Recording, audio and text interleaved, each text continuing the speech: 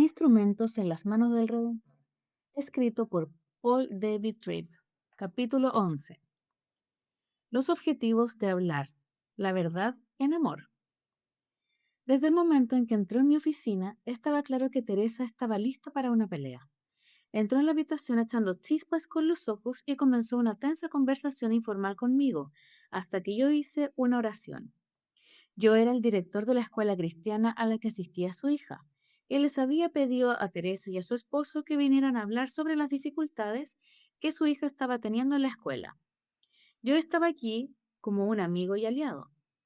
En realidad, su hija me caía muy bien y estaba preocupado de que de alguna manera estuviésemos perdiendo una oportunidad de ayudarla. Hice mi primera intervención y traté de ser positivo y afable al describirle las dificultades que estábamos teniendo. Para sorpresa mía, Teresa me contestó gritando, acusándome de no amar a su hija y de solamente desear librar a la escuela de sus problemas. Traté de nuevo de compartir suavemente mi amor y preocupación, solo para que Teresa me gritara otra vez, esta vez sentada en la punta de su asiento y acercándose a mi escritorio. Hice un intento más para ayudarla a entender que no estaba acusando a su hija o a Teresa misma de nada. Mi objetivo era compartir mis preocupaciones y buscar soluciones. Cuando Teresa comenzó a gritar por tercera vez, su esposo le agarró la rodilla y le dijo, «Querida, él no está peleando contigo».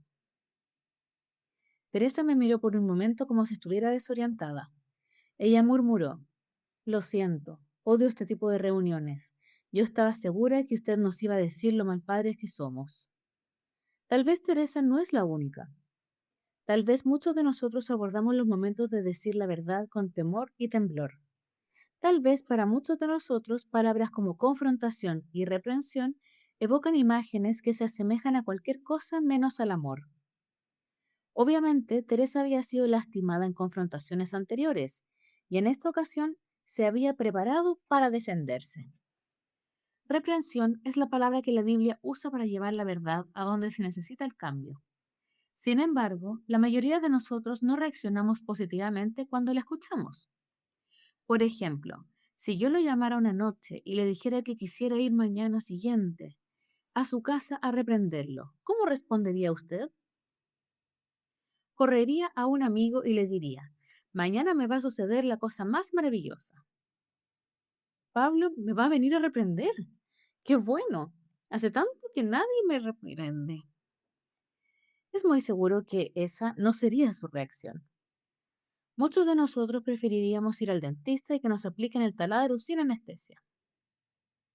Cuando pensamos en la reprensión, pensamos en palabras duras, caras rojas, plazos y amenazas. No pensamos en un acto de amor paciente y comprometido.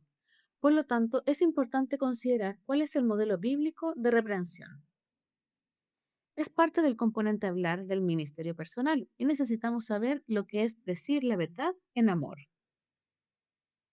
Levítico 19, 15 al 18 explica las intenciones de Dios para este aspecto del ministerio personal y las relaciones. No perviertas la justicia, ni te muestres parcial en favor del pobre o del rico, sino juzga a todos con justicia. No andes difundiendo calumnias entre tu pueblo, ni expongas la vida de tu prójimo con falsos testimonios. Yo soy el Señor. No alimentes odios secretos contra tu hermano, sino reprende con franqueza a tu prójimo, para que no sufras las consecuencias de su pecado. No seas vengativo con tu prójimo, ni le guardes rencor. Ama a tu prójimo como a ti mismo. Yo soy el Señor. Los principios de este pasaje ofrecen un punto de partida para una comprensión bíblica de la confrontación. La confrontación tiene sus raíces en una sumisión al primer gran mandamiento. Este mandamiento nos dice, amarás al Señor tu Dios con todo tu corazón y con toda tu alma y con toda tu mente. Mateo 22, 37. Dos veces el pasaje de Levítico dice, yo soy el Señor. Dios quiere que la confrontación sea una expresión de nuestra sumisión a Él, en nuestras relaciones con los demás. Desde la perspectiva de Dios, la única razón por la que nos confrontamos mutuamente es porque amamos al Señor y queremos obedecerle. Nuestra incapacidad para confrontarnos bíblicamente unos a otros debe ser vista como lo que es, algo arraigado a nuestra tendencia a correr detrás de los sustitutos de Dios. Nos confrontamos de una forma no bíblica, o no nos confrontamos en lo absoluto, porque amamos otras cosas más que a Dios. Tal vez amamos tanto nuestra relación con esta persona que no queremos ponerla en peligro. Tal vez preferimos evitar el sacrificio personal y las complicaciones que la confrontación puede implicar. Tal vez amamos la paz, el respeto y la comprensión más de lo que deberíamos. He aquí el principio. En la medida en que le demos el amor de nuestro corazón a alguien o a algo más, en esta medida perdemos nuestro motivo principal para confrontar. Pero si amamos a Dios sobre todo lo demás, la confrontación será una extensión y expresión de ese amor. Primero de Juan nos enseña, capítulo 3, versículos del 11 al 20, capítulo 4, versículos del 7 al 21, que uno de los indicadores más fiables de nuestro amor por Dios es la calidad de nuestro amor por nuestro prójimo. El fundamento del segundo gran mandamiento es el primer gran mandamiento. Usted no podrá amar a su prójimo como a usted mismo si primero no ama a Dios sobre todas las cosas. Nuestra disposición para chismear, para vivir con ira y recortar la verdad, revela algo más profundo que una falta de amor por la gente. Revela una falta de amor a Dios. Ya no servimos como sus embajadores en las relaciones, sino que las utilizamos para nuestros propios fines. Se convierten en lugares para satisfacer nuestras necesidades. Luego, debido a nuestro temor a perder lo que anhelamos, vivimos en silencio, mientras nuestro prójimo camina fuera de los límites puestos por Dios. El amor a Dios es el único fundamento confiable para un ministerio que diga la verdad. Cualquier otra motivación distorsiona el proceso. No podemos ir con ira, frustración o con un espíritu de venganza. Vamos porque amamos a Dios y hablamos en su nombre a alguien que pueda estar alejándose del camino. La confrontación tiene poco que ver con nosotros. Todo tiene que ver con el Señor. Y actuamos motivados por el deseo de traer a la gente de regreso a una comunión cercana, obediente y amorosa con Él. La confrontación tiene sus raíces en el segundo gran mandamiento, que nos dice, amarás a tu prójimo como a ti mismo. Mateo 22:39. ¿No es interesante que el llamado del Antiguo Testamento a amar a tu prójimo como a ti mismo esté vinculado al presente llamamiento a reprender con franqueza? Una reprensión libre de ira injusta es una señal clara de amor bíblico. Pero me temo que en nuestras relaciones hemos sustituido el amor por el ser agradables. Ser agradable y actuar por amor no es lo mismo. Nuestra cultura atribuye una gran importancia a ser tolerante y cortés. Tratamos de evitar momentos incómodos, por lo que vemos, pero no hablamos.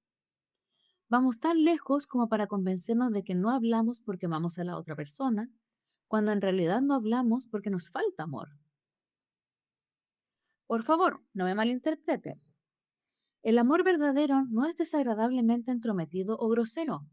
Sin embargo, la Biblia repudia el encubrir el pecado con una fachada de silencio. Esta nos enseña que los que aman hablarán, incluso si esto produce momentos tensos y molestos. Si amamos a la gente y queremos lo mejor de Dios para ellos, ¿cómo podemos quedarnos parados mientras estos se alejan del camino? ¿Cómo podemos dejar que se engañen a sí mismos con excusas, culpabilidad y racionalizaciones? ¿Cómo podemos verlos mientras se hacen cada vez más y más esclavos de los placeres temporales del pecado?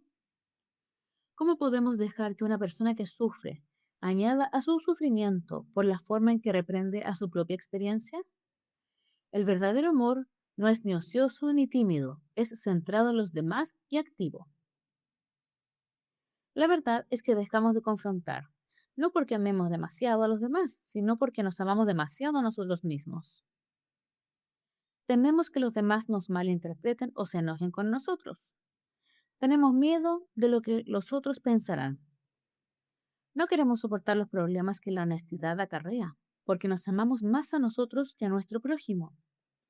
Sin embargo, sabemos que la profundidad del amor en una relación se puede juzgar por el grado de honestidad que exista. La reprensión bíblica está motivada por el segundo gran mandamiento. La confrontación es nuestra responsabilidad moral en cada relación. El pasaje dice, reprende con franqueza a tu prójimo. Este llamado se extiende más allá de las fronteras de la consejería formal, el discipulado y las relaciones de ministerio. Es un llamado a responder a todos los que viven cerca de nosotros. La reprensión no es algo que exista fuera de una buena relación o que se ofrezca tan solo en momentos de crisis. La Biblia presenta la confrontación como una de las cuerdas de una fuerte relación, una parte normal de la interacción que hace de la relación lo que es.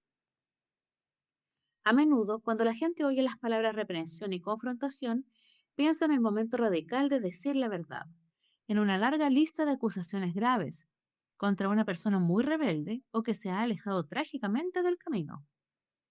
Sin embargo, el modelo aquí es honestidad continua en una relación continua. En lugar de un gran momento de confrontación, el modelo podría ser muchos mini momentos de confrontación. El modelo bíblico reconoce que a medida que vivimos y trabajamos con los demás, nuestros corazones se revelarán de forma progresiva. Se nos llama a hacer frente a todo lo que Dios revele a medida que Él lo revele. En cada pequeño momento en que se dice la verdad, se retrasa el progreso del pecado y se alienta el crecimiento espiritual. El modelo de Levítico encaja perfectamente con el modelo de la santificación progresiva, de crecimiento y ministerio que presenta el Nuevo Testamento. Aquí también se le hace frente a los problemas en su infancia, antes de que maduren y aparezcan las consecuencias trágicas. Observe también que el pasaje dice, para que no sufras las consecuencias de su pecado. No puede haber declaración más clara sobre nuestra responsabilidad moral. Cada una de nuestras relaciones debe mantenerse en sumisión absoluta a la voluntad y a la manera del Señor. Hemos sido llamados a servir como embajadores de aquel que es el Señor en toda relación. Nunca debemos actuar como mini reyes, al establecer nuestras propias normas y buscar nuestro propio camino. Reprensión no significa que nuestro amor sea condicional. Sin embargo, el amor abnegado de este pasaje se encuentra en la intersección de la gracia paciente y la tolerancia por el pecado. Esto quiere decir que yo le amo a usted y no lo abandonaré a la primera señal de debilidad o pecado. Yo le daré de la misma gracia que he recibido. Al mismo tiempo, sin embargo, mi amor por usted no me hace ciego al mal comportamiento. No permanece en silencio mientras permite que el pecado crezca. El amor que estoy llamado a dar es el amor de la cruz de Cristo, que se sitúa en la intersección de la gracia de Dios y su total intolerancia con el pecado. Su intolerancia no hace que Dios se aleje. Él se dirige hacia mí con amor redentor, para que algún día yo esté delante de Él sin pecado. Esto es lo que estamos llamados a encarnar en nuestras relaciones. Cualquier otra cosa será un cómplice moral del pecado. ¿Cuántos sermones ha escuchado usted sobre la inmoralidad del silencio ensimismado? ¿Cuántas veces ha visto usted su falta de disposición para confrontar como un acto de rebelión en sí mismo? ¿Ha pensado con cuánta frecuencia usted ha optado por guardar silencio, cuando Dios le estaba llamando a ser parte de su esfuerzo de rescate? Estamos llamados a aceptar la responsabilidad moral de las cosas que Dios nos revela acerca de los demás. Negarse a hablar es rebelarse contra el Señor que decimos que amamos y servimos. Dicho esto, debo señalar que este pasaje no le da permiso para vivir como si usted fuera la conciencia de otra persona. Usted no es llamado a un fariseísmo que muestre un espíritu duro y crítico. Este pasaje repudia todas esas cosas. Se trata de un pasaje de prójimo a prójimo. No asume dos clases de personas, los reprensores y los prójimos. El reprensor es el prójimo y el prójimo es el reprensor. Como prójimo, vivo con la apremiante necesidad de la reprensión amorosa que Dios me da a través de mi prójimo. Y como prójimo, estoy llamado a servir a los demás de la misma manera.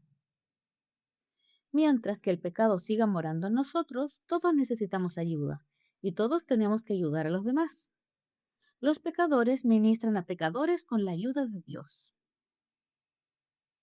La confrontación debe ser más un estilo de vida que un acontecimiento inusual. La confrontación es difícil cuando no es una parte normal de nuestra experiencia.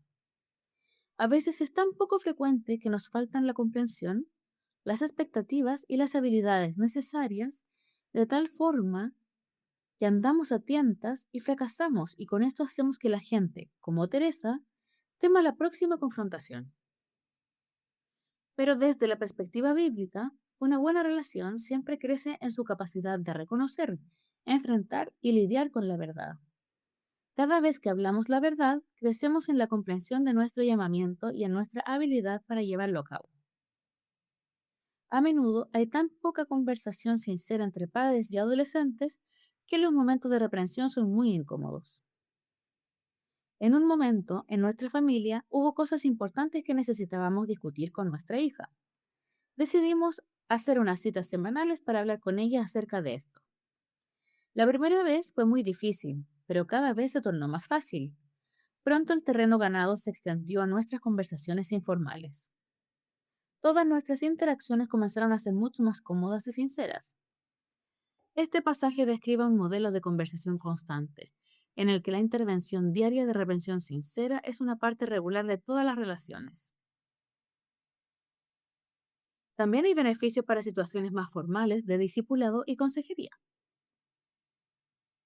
La persona que ha hecho de la reprensión sincera, humilde y amorosa una parte de sus relaciones cotidianas, como dador y receptor, se sentirá seguro y cómodo cuando confronte a una persona en un ambiente más estructurado. Las habilidades de liderazgo familiar y ministerial también nos hacen efectivos en la Iglesia de Cristo. Tal vez confrontamos poco o nada porque no tenemos una mentalidad de ministerio o una madurez comunicativa en el hogar. Si hemos evitado la confrontación o si hemos sido más destructivos que edificantes en nuestras reprensiones, ¿cómo podemos esperar estar listos cuando Dios nos dé oportunidades en la iglesia? No somos capaces de confrontar en amor porque hemos cedido a formas pasivas y sutiles de odio. En este pasaje se encuentra plasmado un contraste entre el amor y el odio. Si hubiese que ilustrar este pasaje, este tendría el siguiente aspecto. En el centro hay una meseta alta de amor, basada en un compromiso a reprender con sinceridad. A ambos lados hay un valle oscuro de odio. Uno de ellos es el valle del odio pasivo y el otro es el valle de odio activo. Ambos son tentaciones y ambos son malos.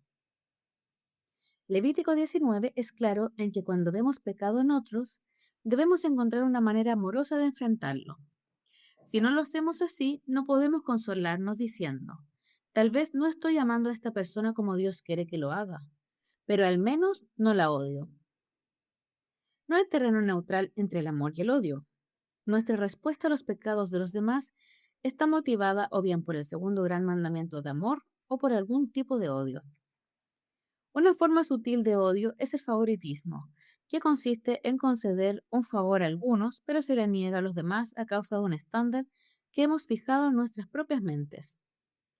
Puede basarse en la posición económica, el aspecto físico, la raza o el origen étnico, las diferencias doctrinales, la justicia propia, repulsión hacia ciertos pecados o algo más.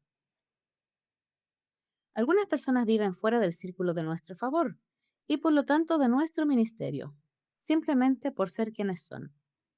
Esto incluso puede suceder en las familias. Me temo que hay mucho más odio en nuestras familias e iglesias de lo que pensamos. Una segunda forma de odio pasivo es guardar rencor. Mantenemos guardado lo que alguien nos ha hecho. Lo recordamos una y otra vez y cada vez nos sentimos más enojados y nos damos más razones para despreciar al transgresor.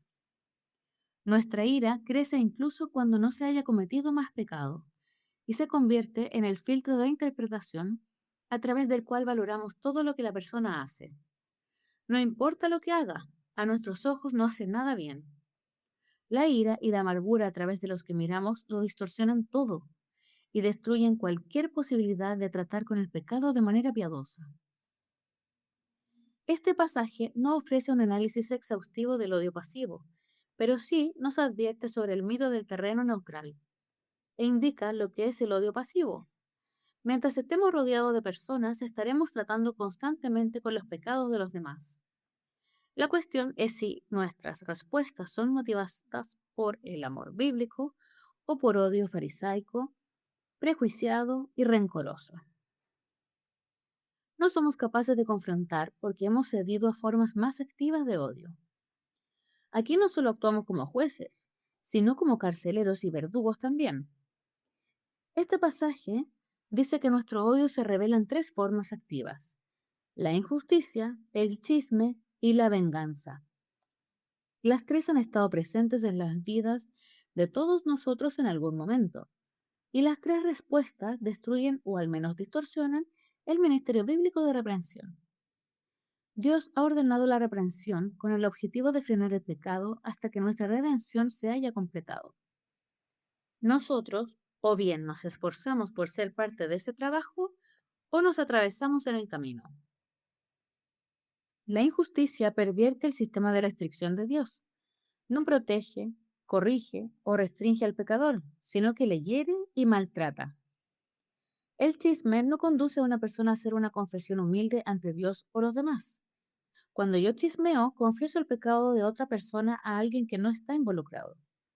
El chisme no se restringe el pecado, sino que lo anima. No edifica el carácter de alguien, sino que destruye su reputación. El chisme no conduce a una persona a un entendimiento humilde, sino que produce ira y una actitud defensiva. La venganza es lo contrario al ministerio. El ministerio está motivado por un deseo por el bien de alguien. La venganza está motivada por el deseo de hacerle daño. Hemos abandonado nuestro llamamiento de llevar a la persona al Señor para que pueda verse a sí misma como realmente es, y en su lugar nos hemos entregado a un ajuste de cuentas. Lo terriblemente grave de todo esto es que hemos sido llamados a encarnar la gloria del amor de Cristo en la tierra para amar como Él nos ha amado, para que la gente sepa que somos sus discípulos. La mejor apologética de la realidad del Evangelio es la unidad amorosa del cuerpo de Cristo, una unidad tan profunda, fuerte y penetrante que solo puede ser comparada con la unidad de la Trinidad. Véase Juan 13:17. Nuestro llamado es a encontrar satisfacción en nuestras relaciones, no porque la gente nos complazca, sino porque nos deleitamos en mostrar el amor de Dios a un mundo sin esperanza. ¿Qué diferencia hacer comprender que cuando pecan contra nosotros no es una ocasión para buscar venganza, sino para que Dios se revele? En lugar de asumir la posición de Dios como juez, nos preguntamos cómo podemos encarnar su amor a las personas involucradas en el problema. Con demasiada frecuencia nos olvidamos de que no hay nada más maravilloso que ser embajadores de Cristo. Nosotros participamos en la obra más importante del universo. Podemos hacer esto porque al estar unidos a la vida, muerte y resurrección de Cristo, y al Espíritu Santo venir a morar en nosotros y luchar contra la carne por nosotros, Gálatas 5 del 16 al 26, Romanos 8 del 1 al 11. El dominio del pecado sobre nosotros ha sido roto, Romanos 6 del 1 al 14.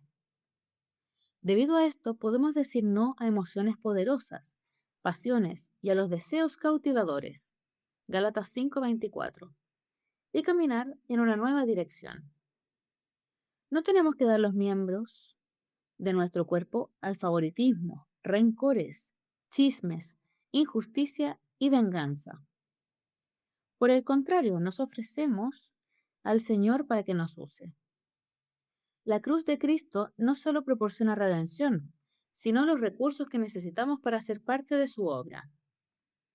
La confrontación fluye de un reconocimiento de nuestra identidad como hijos de Dios. El pasaje repite la frase "Yo soy el Señor".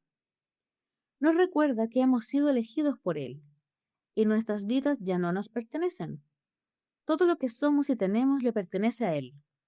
Y nosotros encontraremos nuestro mayor gozo en las relaciones cuando reconozcamos que éstas también le pertenecen a Él. Somos del Señor. Las relaciones son del Señor. La situación es del Señor. La confrontación amorosa tiene sus raíces en el conocimiento de que somos hijos de Dios y nuestro objetivo es estar activos en sus propósitos para nosotros. Hacer menos que esto es olvidar lo que somos. La confrontación bíblica adecuada no está motivada por la impaciencia, la frustración, el dolor o la ira, sino que es una manera en que Dios no permite que estas cosas dañen nuestras relaciones. Evadir la reprensión amorosa como parte de nuestras relaciones le da al diablo una oportunidad enorme.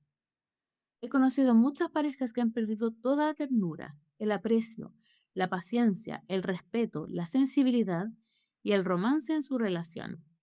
Su incapacidad de enfrentar bíblicamente el pecado destruyó esos preciosos ingredientes. Los matrimonios se convirtieron en un ciclo de acusaciones, recriminaciones y venganza. La amargura y la ira le arrancaron la vida a su amor hasta el punto que apenas podían recordar lo que una vez los atrajo mutuamente. Nunca lo quisieron así, pero su negativa a enfrentar el pecado a la forma de Dios y su hábito diario de devorarse mutuamente había destruido su relación. La pareja dulce y optimista del pasado se había convertido en dos personas aisladas, enojadas y desesperanzadas que querían terminar su matrimonio. Un estilo de vida de reprensión humilde y sincera nos protege de nosotros mismos. Como pecadores que vivimos con pecadores, necesitamos algo que retarde el progreso del pecado en nuestras relaciones.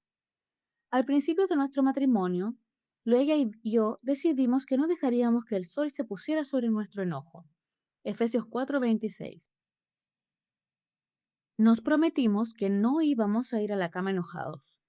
Al principio nos quedábamos en la cama, los ojos bien abiertos, esperando que la otra persona pidiera perdón para uno no tener que hacerlo. Pero con el paso del tiempo vimos cómo este principio restringía nuestro pecado, fortalecía nuestra relación, protegía nuestro amor y nos hacía madurar a los dos. Llevamos casados más de 30 años y todavía somos pecadores, pero nos amamos más que nunca. Y no llevamos el equipaje de ayer a los encuentros de hoy. Cada aniversario damos gracias al Señor por habernos rescatado de nosotros mismos. La confrontación no obliga a una persona a tratar con usted, pero lo pone delante del Señor. El encuentro más importante en la confrontación no es el encuentro de la persona con usted, sino con Cristo. La reprensión no obliga a una persona a hacer frente al juicio suyo, sino que le da una oportunidad de hacer negocios con Dios. Está motivada por un deseo de que la persona reciba la gracia de convicción, confesión, perdón y arrepentimiento, para que experimente la gracia que también nosotros hemos recibido. La confrontación no impone legalidades, sino que ministra la gracia de Cristo que refrena, perdona y restaura a alguien que se ha apartado de él. No está motivada por el castigo, sino por la esperanza de que el Señor libre a esta persona de la prisión de su propio pecado y conozca la libertad de caminar en comunión con Él. La confrontación bíblica significa comenzar por su propio corazón.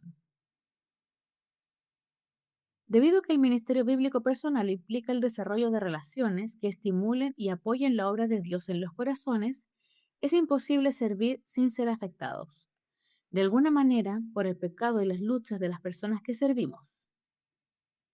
La persona enojada se va a enojar con usted.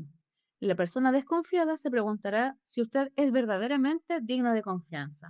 Y la persona desalentada probablemente recibirá su mejor consejo con cinismo y duda. Ya que la esencia del ministerio personal es encarnar la presencia de Cristo, necesitamos responder de la manera correcta ante las cosas que experimentamos en la relación. Si vamos a ser fieles a Cristo en tales circunstancias, debemos comenzar por examinar nuestros propios corazones. Hay pensamientos, motivos o actitudes, justicia propia, ira, amargura, espíritu de condena, venganza, que se interponga en el camino de lo que Dios quiere hacer. Como instrumentos de la gracia de Cristo, debemos confesar que necesitamos de esa gracia, tanto como las personas que estamos ayudando. Necesitamos que Dios nos provea el amor, el valor, la compasión y la sabiduría que se necesita para representarlo bien a Él. Lamentablemente, este paso de preparación a menudo se descuida. El resultado es que la reprensión es ineficaz. no solo porque el receptor era imposible de enseñar, sino porque el embajador no estaba preparado. Si no comienzo con mi propio corazón, seré propenso a convertir momentos de ministerio en momentos de ira. Si no enfrento las formas en que la persona me hizo enojar, mis palabras estarán moldeadas más por mi ira que por el bien que Dios quiere hacer a través de mí. Tomar personalmente lo que no es contra mí.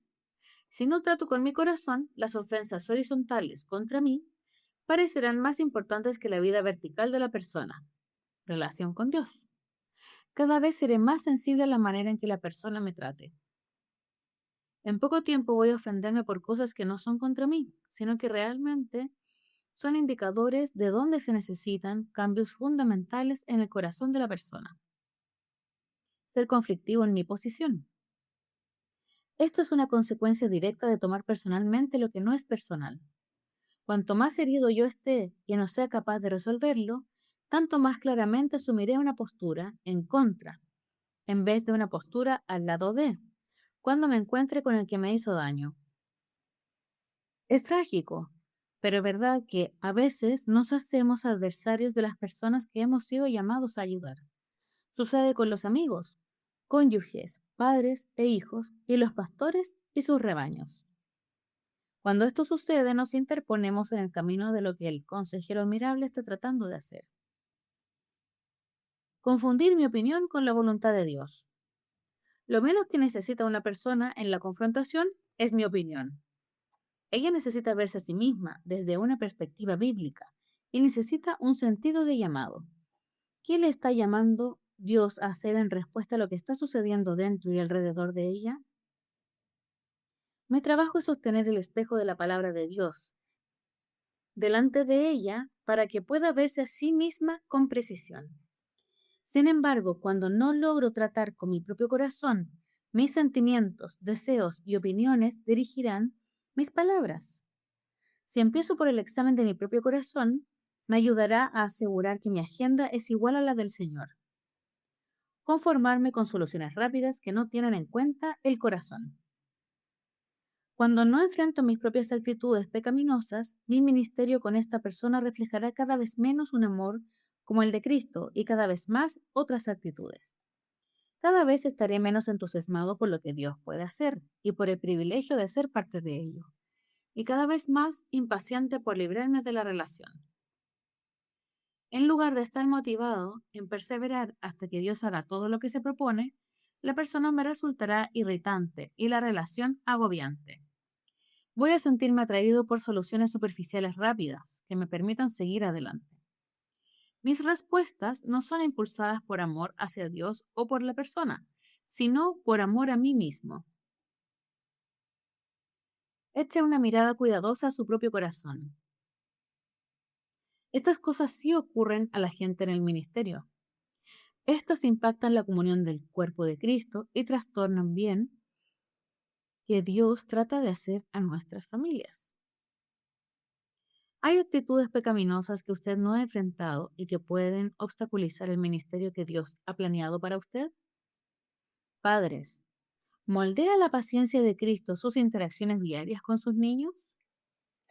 Consejeros, ¿encarnan ustedes el carácter del Señor? Pastores, ¿hay gente en la iglesia que ustedes han desechado?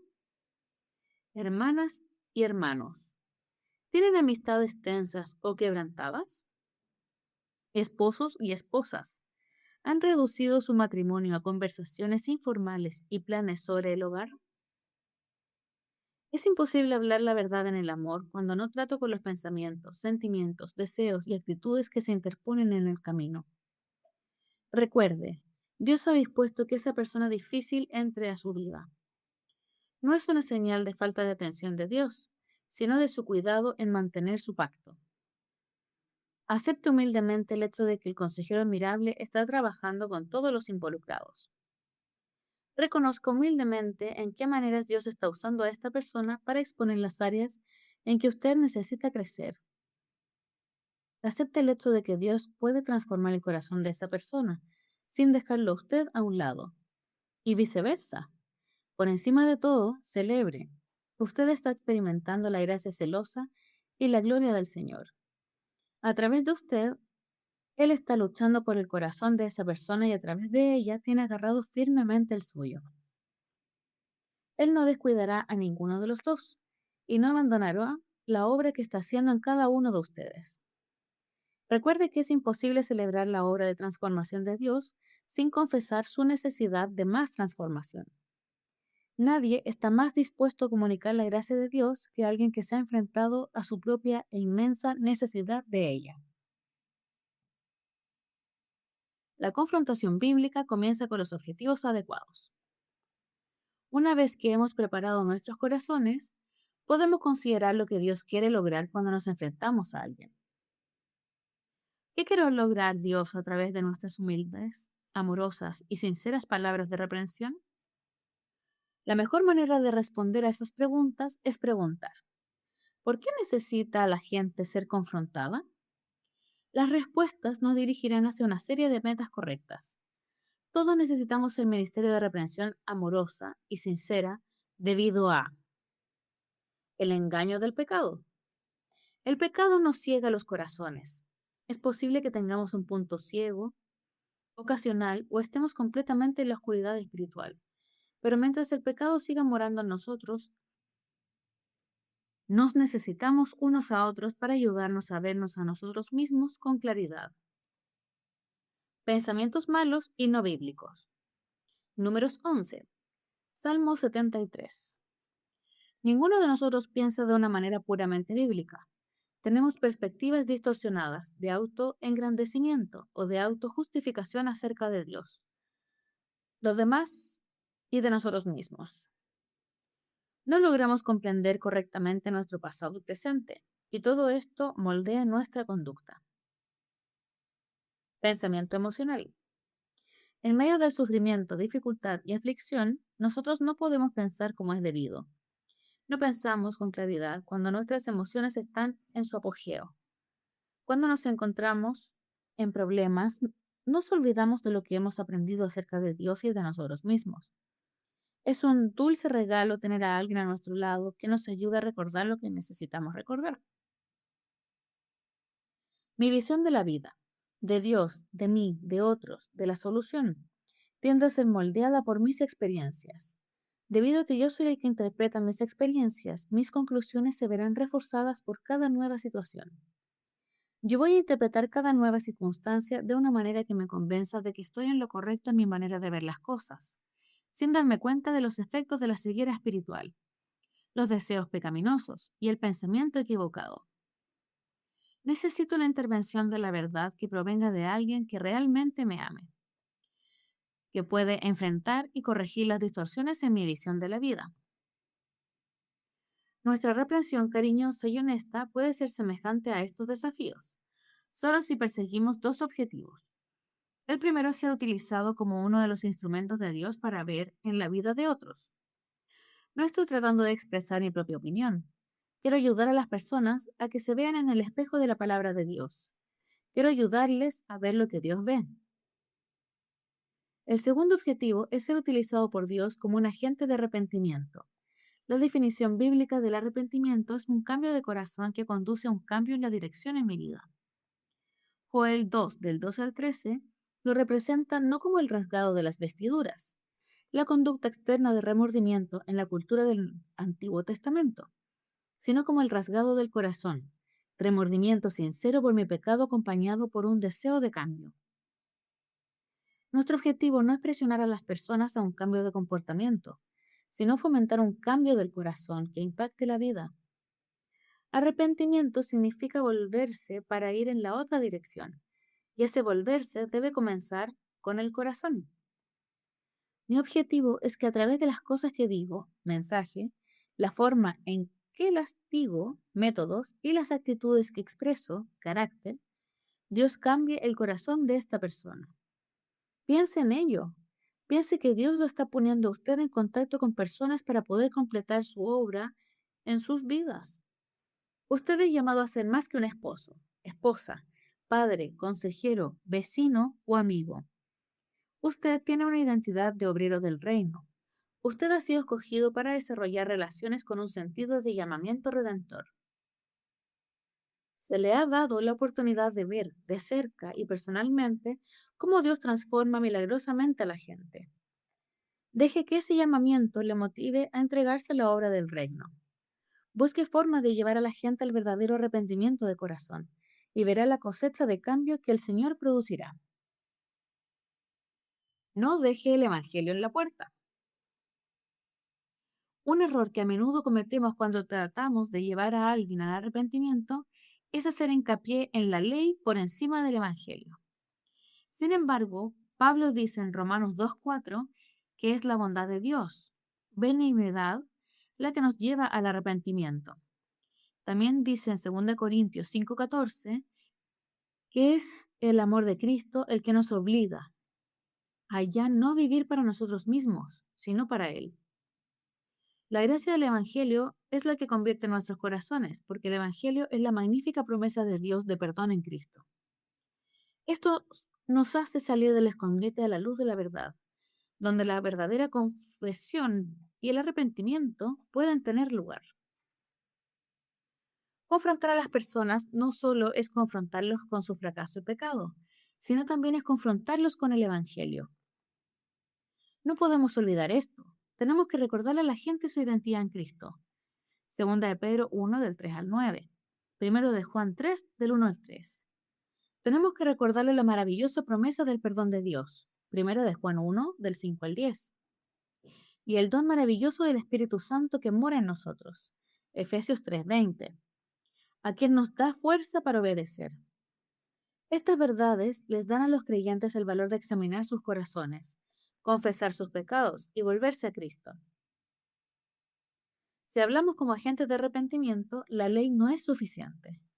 Tenemos que llegar también con el Evangelio. En Romanos 8 del 1 al 17, Pablo presenta el Evangelio como un consuelo y un llamamiento.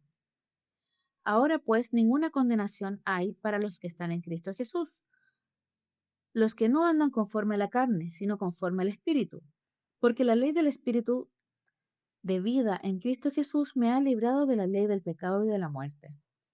Porque lo que era imposible para la ley, por cuanto era débil por la carne, Dios enviando a su Hijo en semejanza de carne de pecado y causa del pecado, condenó al pecado en la carne, para que la justicia de la ley se cumpliese en nosotros, que no andamos conforme a la carne, sino conforme al Espíritu. Porque los que son de la carne piensan en las cosas de la carne, pero los que son del Espíritu en las cosas del Espíritu. Porque el ocuparse de la carne es muerte, pero el ocuparse del Espíritu es vida y paz. Por cuanto los designios de la carne son enemistad contra Dios, porque no se sujetan a la ley de Dios, ni tampoco pueden. Y los que viven según la carne no pueden agradar a Dios. Mas vosotros no vivís según la carne, sino según el Espíritu, si es que el Espíritu de Dios mora en vosotros. Y si alguno no tiene el Espíritu de Cristo, no es de él.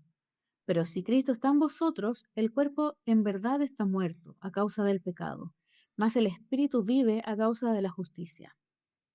Y si el Espíritu de aquel que levantó de los muertos a Jesús mora en vosotros, el que levantó de los muertos a Cristo Jesús vivificará también vuestros cuerpos mortales por su Espíritu que mora en vosotros. Así que, hermanos, deudores somos, no a la carne, para que vivamos conforme a la carne. Porque si vivís conforme a la carne, moriréis. Mas si por el Espíritu hacéis morir las obras de la carne, viviréis. Porque todos los que son guiados por el Espíritu de Dios, estos son hijos de Dios. Pues no habéis recibido el espíritu de esclavitud para estar otra vez en temor, sino que habéis recibido el espíritu de adopción, por el cual clamamos, Abba Padre. El Espíritu mismo da testimonio a nuestro espíritu de que somos hijos de Dios. Y si hijos, también herederos, herederos de Dios y coherederos con Cristo, si es que padecemos juntamente con Él, para que juntamente con Él seamos glorificados. Pablo comienza alentándonos con el consuelo del Evangelio, versículos del 1 al 11. Este consuelo se basa en dos poderosas realidades. En primer lugar, la obra de Cristo ha eliminado la sentencia de condena que estaba en nuestra cabeza a causa de nuestro pecado. Jesús pagó en su totalidad la pena por nuestros pecados, pasados, presentes y futuros. Este consuelo trata con la culpa del pecado, y nos debe sacar de la oscuridad de nuestro escondite a la luz de su gracia. No necesitamos ceder ante el miedo, la negación, la justicia propia, el impulso de culpar a otros o de volver a escribir nuestra propia historia. Estos son todos intentos de autoexpiación, ya que no es necesaria porque Cristo ha hecho la expiación completa por nuestro pecado. Al llegar a Cristo en confesión, no debemos temer a su ira y su rechazo. Nunca seremos condenados porque Cristo cumplió con los requisitos de la ley y murió como un sacrificio aceptable por el pecado. Al ayudar a la gente a ver la gravedad de su pecado, también les consolamos con el hecho de que la obra de Cristo ha satisfecho la ira de Dios. La gente necesita escuchar la consolación del Evangelio una y otra vez. Necesitan que se les recuerde lo que son en Cristo y lo que han recibido en su vida, muerte y resurrección. No debemos asumir que un cristiano que asista a una buena iglesia entienda esto. La gente a menudo vive con enormes lagunas en su comprensión del Evangelio. Una laguna es la comprensión de cómo la consolación del Evangelio cambia radicalmente nuestro enfoque de la vida aquí y ahora. La confesión diaria del pecado es esencial para un estilo de vida movida por el Evangelio. No tiene sentido racionalizar, culpar a otros o reformular para dar una mejor imagen. Esto es una negación del Evangelio. El autoexamen y la confesión manan de una profunda confianza en la obra de Cristo. Es eficaz para mí hoy. Vengo a Él confiado en que me perdona. La segunda consolación del Evangelio es el Espíritu Santo, que vive dentro de cada creyente para luchar contra la forma en que el pecado nos deja incapacitados para hacer el bien. Antes de nuestra salvación, nuestra naturaleza pecaminosa nos controlaba. No podíamos pensar, elegir, desear, actuar o hablar como Dios manda. Pero ahora las cosas son diferentes porque Dios vive dentro de nosotros. Nosotros ya no estamos bajo el control de la carne. Dios sabía que nuestra situación era tan desesperada que no era suficiente con perdonarnos. Tenía que vivir dentro de nosotros en todo su poder, gracia y gloria, de modo que ya no tuviésemos que vivir como esclavos de las pasiones y deseos del pecado. Debido a que el Espíritu controla nuestros corazones, podemos decir no al pecado y tomar otra dirección. Pablo lo expresa así. El Espíritu da vida a nuestros cuerpos mortales. Ahora estamos muertos al poder controlador del pecado y vivos con el fin de obedecer. Podemos seguir a Dios porque el Espíritu nos da la vida, el poder y el deseo de obedecer. Es nuestro trabajo como embajadores de Cristo el llevar estas verdades a las personas, para que no vivan con el temor de que Dios les obliga a hacer lo que no pueden hacer. A veces Dios sí llama a la gente a un gran cambio en su vida. Como un hombre dijo, usted está diciendo que ya no puedo ser yo. En el sentido más estricto, estaba en lo cierto. Dios estaba llamándolo a llevar casi todos los ámbitos de su vida en una nueva dirección. Esto puede ser terriblemente aterrador a menos que ayude a la gente a mirar el llamamiento de Dios a través de los lentes del Evangelio. Pero esto no es todo lo que Pablo quiere que entendamos acerca del Evangelio. El Evangelio no es solo un consuelo, también es un llamado, como se resume en los versículos del 12 al 17. Pablo nos recuerda que la obra de Cristo y la presencia del Espíritu Santo nos deja con la obligación de tomar el pecado en serio y verlo como Dios lo ve, como un asunto de vida o muerte. No tenemos derecho a decir que por haber recibido el perdón total podemos vivir como queramos. Para Pablo, la gracia nos deja en la obligación de tratar rigurosamente con el pecado que la gracia nos muestra. Si Dios tomó tan en serio el pecado que sacrificó a su propio Hijo y nos llenó de su propio Espíritu, ¿cómo le daremos nosotros menos importancia a nuestros pecados de corazón y de conducta? La obra que Dios está llevando a cabo actualmente en la vida del creyente es la erradicación del pecado, hacer morir las obras de la carne. Como creyente estoy obligado a participar en la misión del Espíritu Santo de búsqueda y destrucción. No tengo derecho a seguir viviendo según la naturaleza pecaminosa. Esta niega el Evangelio y mi identidad como hijo de Dios. Usted nunca puede decir yo no quiero. Lo haría si pudiera. Es demasiado difícil. O está bien, porque yo soy perdonado. La única respuesta apropiada al consuelo del Evangelio es aceptar su llamamiento y seguir a Cristo en obediencia. Estoy llamado a aceptar mi condición de hijo, al darme cuenta de que los verdaderos hijos de Dios son los que son guiados por el Espíritu, y no por la naturaleza pecaminosa. Mientras arraigamos nuestro hablar a la verdad, al Evangelio, confrontación y reprensión, nuestro objetivo es que los corazones cambien por la obra de Cristo que se declara en el Evangelio. En primer lugar, necesitamos que las promesas de perdón y poder les den a la gente una esperanza real de cambio. En segundo lugar, necesitamos que el llamamiento del Evangelio haga que las personas acepten la responsabilidad por su pecado y acepten el llamado de Dios a obedecer.